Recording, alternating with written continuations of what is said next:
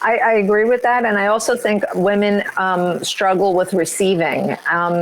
We're so trained to give constantly, be caregivers and giving, that when it comes our turn to receive or expect something in receipt, we really struggle with that. Our self-worth connected to our role and our identity as caregivers, and that can come from many, many forms on the inside: family dynamics, culture, society. Someone asked me, they said, well, what are you going to do for the holidays? I said, I don't know, honey, because, I use my good china every day. I chose it. I love it. I use the brass little whatever. I'll use whatever. I don't have any clothes that I have never worn in this house. I said, if you can take the time to go buy a piece of clothing that you never wear, there's a disconnect. Find out what's going on. Mm-hmm. Whatever it is that you're buying that you need, that some part of you needs, what are you not feeding? If you can feed your soul, your essence, and your energy first, then you can make better decisions about health. I can't even get to issues of true overeating or anorexia. The amount of eating disorders in our society is massive. I can't even get to those issues until I start asking you, how do you love yourself? Now, what do you think about herbal remedies and things of that nature? We have herbs cannabis. All herbs and medicines are parts of energy. They're energetic, right? They're changing something. So yes, I have an entire herbal formulary. But now this is an example of formularies that people don't understand. Like most allopathic physicians are not trained in Chinese medicine formulary. So when they look it up, they don't understand what it means to move yin, or it's a yin-yang disturbance, or it's a total suppression. They don't know how to translate. So instead of finding someone to translate, they just say, don't take that. But Chinese medicine actually has a lot of it has an extraordinary pharmacopoeia. But I have African herbs I've used. I have Caribbean herbs, which I didn't grow up with. I knew Southern American herbs and Eastern herbs. I didn't even necessarily know the herbs from the West. So I've had an extensive herbal and supplement use for all the years I was an integrative and functional physician, which is about 20 years. In addition, I would use those other herbs from other times. But, it depends on what a person needs. Sometimes when somebody comes in and they are now at the point where they're screaming and the tears are falling down their face from the pain, the first thing I have to do is get them to focus in and let me stop the pain, help them stop the pain. Because, most people think about the pain, it's in the body, it's in your brain. And so there's a whole system of treatment. So, and another free thing that people can do that helps a lot with healthcare, of health, is heart math. Does anybody know heart math? No. What did you call it? Heart math. They have free courses. Let's talk about resonance to the entire energy grid. Let's talk about resonance. It's when you have heart rate variability that determines your resonance. And so a lot of what we think of as biofeedback is based on heart rate variability, right? And so if you can learn to breathe 6 in, 6 out. A lot of times when you go into that space where you submit to whatever you want to call that energy outside of your body, but the energy that exists within all, the source energy, I'm going to call it. Okay. You're putting yourself in a place, like people would say, well, how do you know you're in a healing space? I said, I don't know, but Dr. D appears. Otherwise, I'm Iris Lynette Davis or Iris L.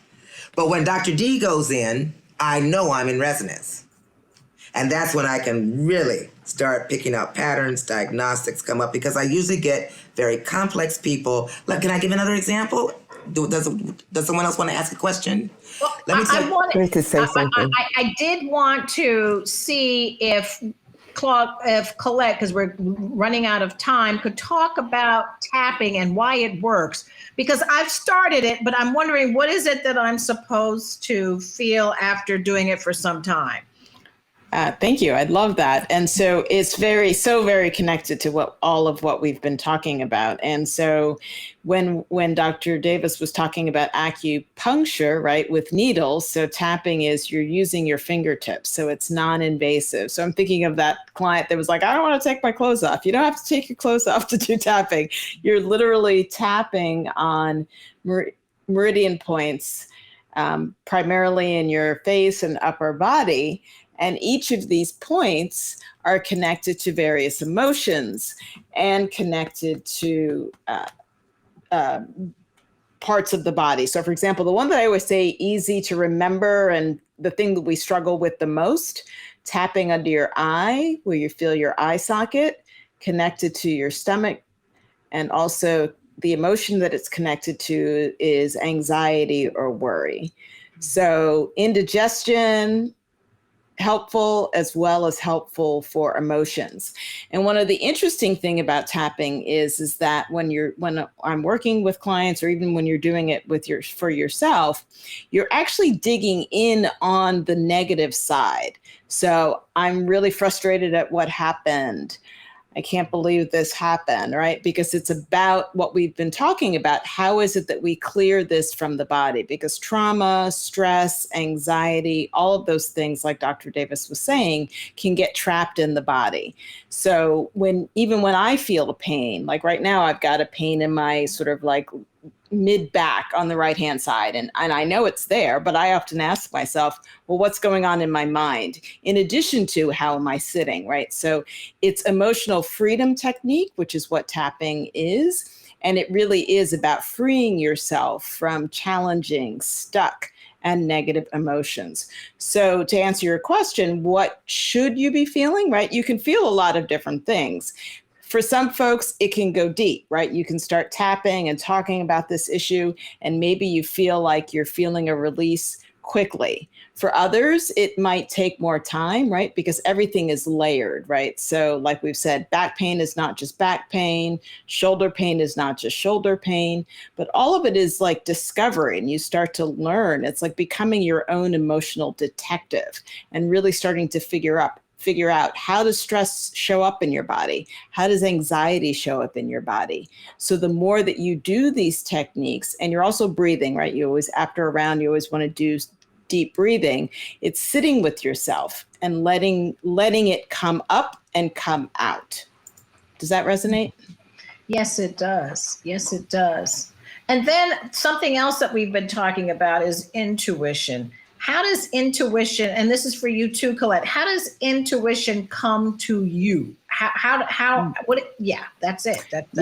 Yeah, it's interesting. And I think it's interesting what Dr. Davis was saying earlier about, shifts in careers. I feel like I've resisted, I initially resisted the aspects of the work that I've been doing now. And even now when I'm coaching with someone, something will just come to me, and sometimes I'll say it and it will resonate with the person, and sometimes it won't. But I'm a lot more comfortable with that a message will just come, and I've stopped resisting it. I've stopped challenging it. So I feel like the more comfortable I get with trusting my gut, and not just my gut for myself, but also my gut or intuition in conversations with others, the more that it seems to come to me. I don't know about others, how you deal with intuition. Mickey, you've spoken about it a lot today. What is it that how would you respond to what I've asked? So I find as a clinician, as an individual, I feel that it comes from a place of trusting yourself. Absolutely. Yeah. You have to trust yourself and believing in yourself. And Dr. Davis spoke about that in the self-love aspect of what she was saying. But it's also, I find, about taking a risk and being forgiving of yourself. If you make the risk and you take the risk and it doesn't work, that's okay. Because if you don't take the risk, you're never going to know. So if you're in a safe spot all the time, well, you're never going to know, and you're never going to move on, and you're never going to grow. I think it's about allowing yourself to be intuitive. I think we have it in us. It is innate. We just have to cultivate it and let it out. That's my humble interpretation of intuition. Yeah, Phyllis, you want to weigh in on this as we're Well, winding down on time? my intuition is what I go on all the time. I really am very introspective. I've spent a lot of time getting to know myself and knowing that I can count on myself. Very often, when I least expect it, I get a hunch. And those hunches have never let me down. And there have been times when I've questioned myself and not gone with my hunch and lived to regret it. So I believe that comes from having confidence about yourself, knowing about yourself, and doing the work is what I call it, doing the work. And that is especially important, especially during this time of COVID, when we're all in such an uncertain place and we are all, we don't know what's happening. And so what we've talked about here today actually addresses a lot of the challenges that people are having right now during this time. I really want to communicate that energy medicine is just medicine for all of you. It's medicine for your body, your spirit, your psyche, your soul. And that you can use it at all those levels, and that you can attain some of it. You can access some of it. You can do a great deal with your own self-care, diet, meditation, prayer, thought, practice, and that there are multiple methods of support and a lot of free information that you can receive out of various sites. You've been kind enough to say that I can send you a list of at least some free resources that I'm aware of. For anyone that doesn't use EFT or says they haven't had time, I just send them an app called the Peaceful Heart Network. They have a 2-day training, just like Colette has. And Colette, I'm sure many of you people know about Miss Ellis's a wonderful system of also training. But I think it's important for people to recognize it's not normal to live in a constant state of anxiety and depression and fear. And if you can change your capacity to say, I have the right to be healthy, I have the right to be whole, you can create an energy that will help you create the best health and healing that you can.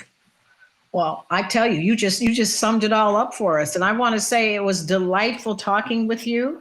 And I hope to have you back on to share more insights on Brooklyn Savvy. So thank you, Dr. Davis. Thank you so much. Thank you so much. And thank you all, ladies. And thank you to the Brooklyn Savvy panelistas. And we will see you next time on Brooklyn Savvy.